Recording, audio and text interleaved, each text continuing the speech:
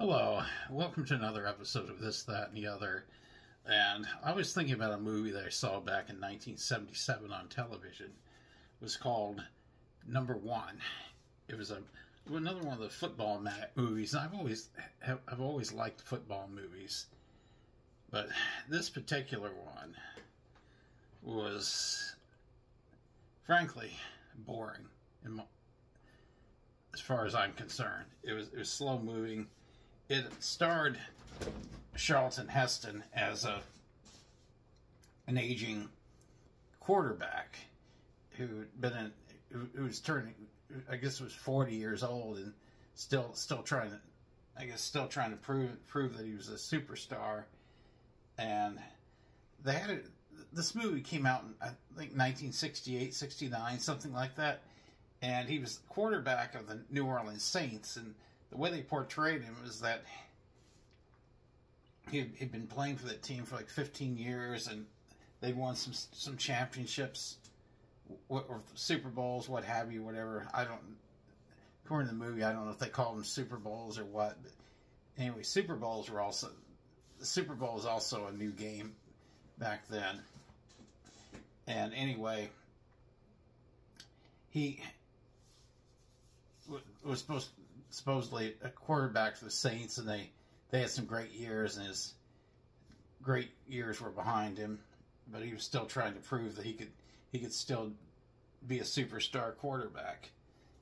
And in the movie, they show him playing in a preseason game against the Cleveland Browns, and for the most part of the movie, there really weren't many football scenes in it. I would, with this being a football movie, I would like to have seen more of that. It was more about him and his wife arguing and him having an affair with another woman. That seemed to be a lot of what the movie was going on during the movie, which was, I thought, made it pretty boring. The last part of the movie, you finally see the Saints open up against the Dallas Cowboys. The Dallas Cowboys show up in Tulane Stadium. That's where they actually filmed that game, and they show Charlton Heston quarterbacking the Saints. And Saints had, at the time, they had like gold numbers on their jerseys during that time. And anyway, they were playing the Cowboys, and I believe it shows a set of downs where the Saints, I can't remember if they score. They might score in their first series of plays. It seems like that's what happened. They end up, Charlton Heston ends up running the ball in from like 3 yards out into the end zone.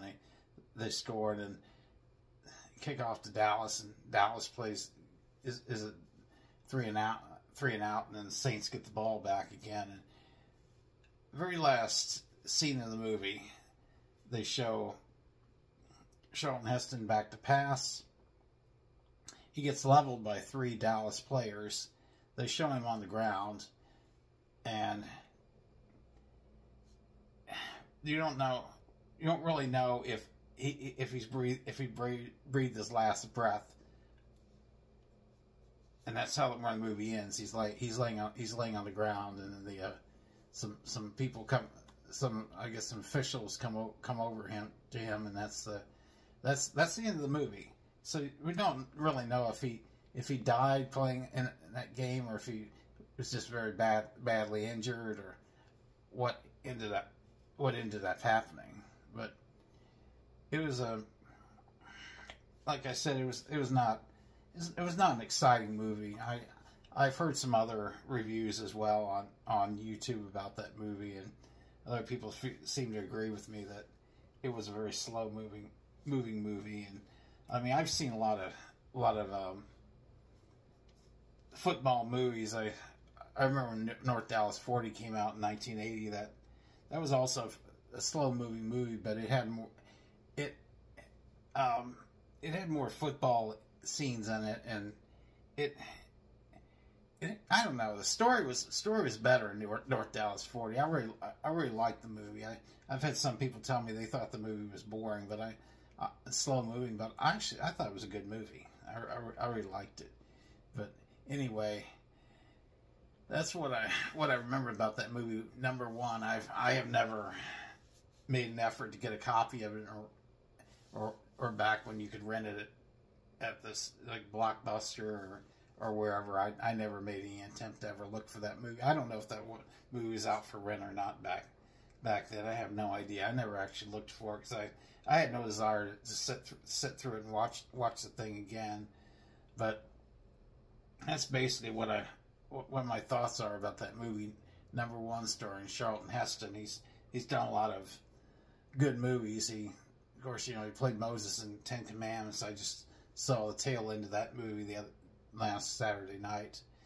And like I've said before, I'm looking for ideas on shows to do. My show is about preserving history, especially obscure aspects of history. With that being said, like, subscribe, share. As always, thanks for watching.